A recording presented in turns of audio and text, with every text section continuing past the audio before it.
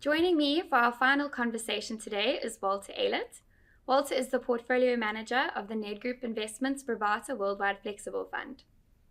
The Bravata Fund is a fully flexible, globally diversified portfolio with an emphasis on capital preservation. The fund aims to outperform inflation plus 5% over the long term. Hi Walter, thanks so much for joining us today. Yeah, it's my pleasure. I'll start with something truly noteworthy, which is that this year marks the 20th year of our partnership together. Yeah. You've been managing the fund since 2005, since its inception. Yep. And the fund has really produced exceptional long-term performance over that time. And importantly, it's delivered on its objective of giving real returns to our clients, strong real returns to our clients.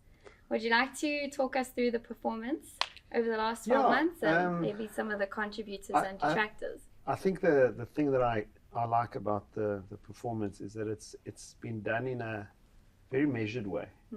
So sometimes for a year or two you might get pedestrian or sideways movement, something like what we're going through now in the last year or so, and then suddenly you get this big kicker, particularly when you take a view on a region or a certain group of companies and they come through later. I think Japan was a good example. South Africa is starting to come through for us. So, and the type of investors that have been with us, they've enjoyed the ride. And I think if you can compound with CPI plus 5 or 6% per annum over 30 years, you'll do very, very well. And, we've had a strong dollar against our local currency, so we've had a bit of a headwind. The returns will probably be a little bit higher should there be some strength in the South African rand. And we're quite comfortable with that. So I would say I'm pleased. We always want to do better. I can't affirm we've got another better 20 years ahead of us, though. I'm sure we do. Yeah. Hopefully more than 20. Yeah, and I think if we look at this year's performance, I'll be 84 then. And I tend to be around anyway. But I think of this year's performance, what I'm pleased about is that our top performer was a South African company. And despite the fact that we have this worldwide mandate and we can invest anywhere in the world, we made the money in. Even if you convert the rand return of we buy cars into dollars, we did really, really well.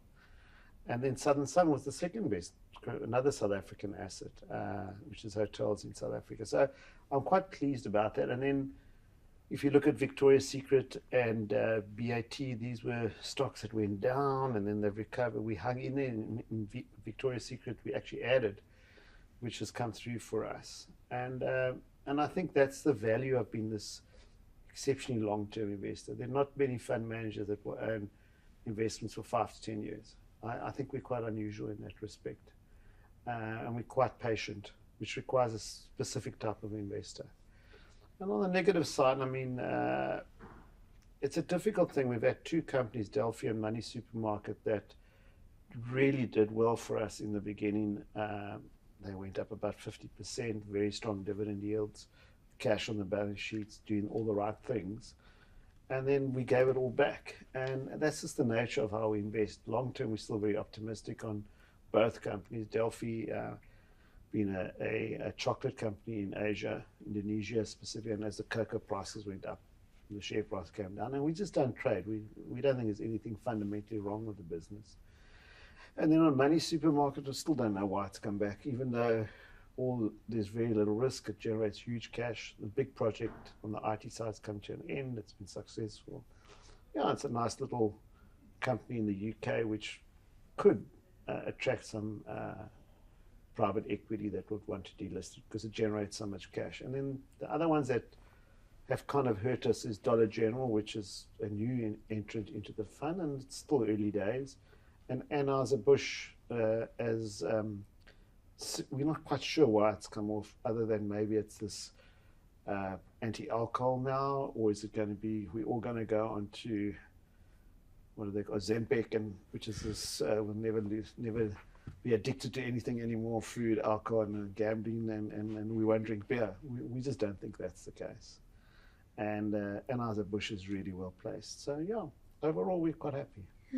Sticking with your investment philosophy of buying quality companies at a reasonable price, it's like you mentioned earlier, that often takes a lot of patience. You buy a company and you sit and you wait for the returns to start to come through. And this has led to your portfolio being quite contrarian. I think you've mentioned before you hold a lot of unloved companies. Can you talk us through the value that you're seeing in these companies that other people may be overlooking? Well, I think, first of all, we don't survive, we don't really get put off by what we call career risk. In other words, we're not momentum investors. We don't hug benchmarks.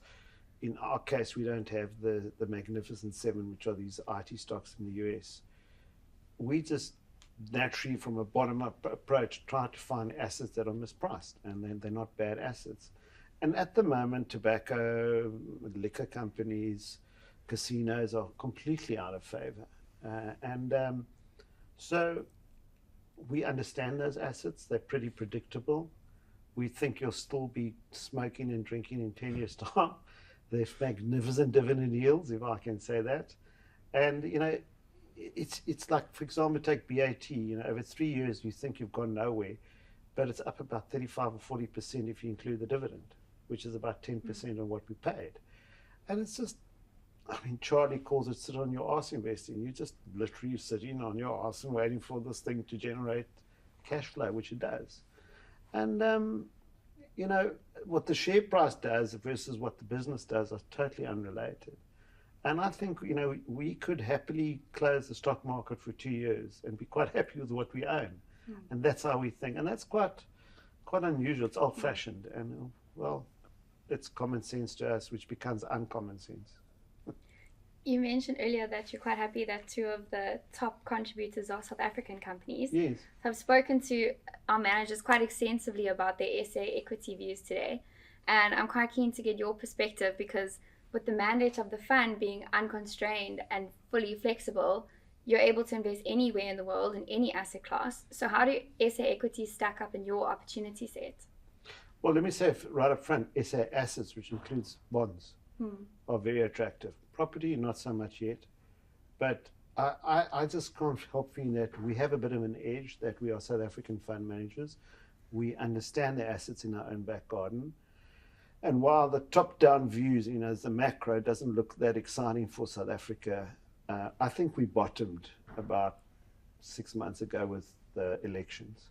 And there's just little evidence of positive news. And there's no more Eskom at the moment. The government seems to be working quite nicely. Tourist numbers are picking up. We've got high interest rates declining, hopefully. So I think it is positive. And you're buying very good companies or assets where COVID gave them a chance to cut costs in a manner that you would never be allowed to cut. And we've seen that certainly in companies like Sun International, the hotel company. And I really wish we could invest 100% of our assets in South Africa. And if you look at the US developed assets versus the rest of the world, emerging markets by far are very, very cheap. So, and I think that's the way to think. It's just very unpopular at the moment, but it doesn't take much to change it. And I think that's what concerns us. So we like South African assets. There's this phenomenon in the US at the moment with public markets experiencing net delistings, and there seems to be a lot of interest in the US private equity space. So obviously these investors are hoping that at these very elevated valuation levels, when these companies do go public, they're going to make a lot of money. What about the investors who are then actually buying the stocks at these elevated levels? What does this mean? So my concern is there's nothing wrong with index investing, particularly in the United States.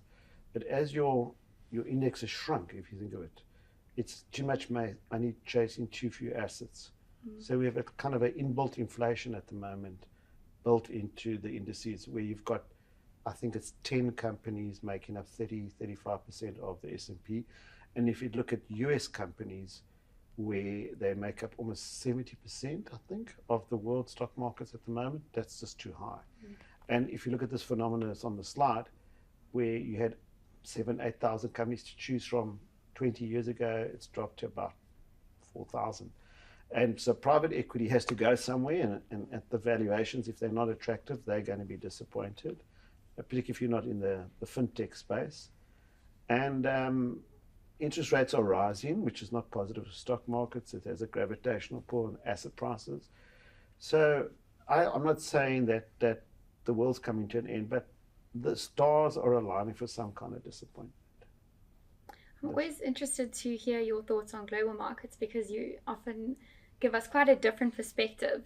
So can you share some of your views on what you're seeing at the moment and your outlook for the year ahead? Yeah, so I always try and think very long term. And if I go back to the 70s, which feels like where we're going now, high inflation, high interest rates, politics is terrible, Iron Curtain's going up, Chinese Bamboo Curtain's going up, and there's this tariffs and regional conflict. We had a wonderful time when the opposite happened in the 80s and 90s. And we've benefited since 82 of declining interest rates, which is great for property investors, equity investors. And at the moment, it feels like that's all changing. It's been changing for quite a while. And if you think longer term, it's quite difficult to be quite optimistic on asset price. I think we've been spoilt, and we need to have a washing out process. And if you look, we've invested in Greece many years ago, and it's amazing. Their bond rates now are lower than the French bond rates, and you need that washing out process to happen. And we haven't seen it happen yet. We saw a bit in Brexit with the UK. But the US needs a reminder that there is a cost to money, and that's what concerns me. And then I do think that all this hype around AI just reminds me of Y2K, and it might come back where it's actually just a great tool like spreadsheets, and not necessarily going to take over the world. But robotics will come, people will lose jobs, productivity will go up. I don't know. We're just cautious. I think you've got to buy what you know and be predictable. And then I do think there's some very smart people that are reducing their equity exposure. And I don't think they're great timers of the market. They're not trying to do that. But I think it is significant that people like Warren Buffett, where he's reduced most of his Apple stake. There are a few others. We'll have to wait and see what they do with their cash, because they've also sold a lot. We're just trying to just chip away and find good assets and do nothing if there's nothing to do. Let Mr. Market serve you. At the moment, it's not serving us. What I think so great about this mandate, though, is the flexibility that allows you to construct a portfolio that's based on your best investment views. So how is it looking at the moment? As you know, it's a bit of a tortoise approach that we follow. It doesn't change much. I'll put you in 5 years' time, and it might not be different. It might be still what it is. We've had some shares there for 15, 17 years. What I like, Nirvana in the investment world is 10 investments, high return, low risk. In other words, no correlation. And if you can find that, you've got the best asset or portfolio. And the fact that we can choose any asset, really, other than gearing, or say derivatives or futures in a big way, if you can just find 10 assets that will do the work for you and generate 10 to 15% returns per annum in terms of their cash flows, you will do very, very well. And stay away from overpaying for assets. And I criticize us a little bit in our fact sheet about not taking more advantage of the bond market, because for 2 years we've been saying buy South African bonds. That said, I think we were quite fortunate that we could use the mandate to buy companies like we buy cars, and use that mandate, bring the money back from overseas and invest it here. And we've probably got the most exposure to South Africa than we've ever had today. And I think it's a great mandate. To manage something for 20 years with the same investors is quite something. And they're good investors, very patient, they support you. And when you're not looking over your shoulder as a fund manager, you're going to make good decisions. Thanks, Walter. We really appreciate your insights today. And looking forward to the next 20 years. Yeah, so I think it's been a wonderful, we're going into our 20th year, and October will be 20 years, and I really look forward to the next 20 years. And we'll certainly have a party to celebrate it. Yeah. But it's also our company's 20-year celebration. This was our first fund, and yeah, it's the way it should be done, I think. That's the best way to describe it.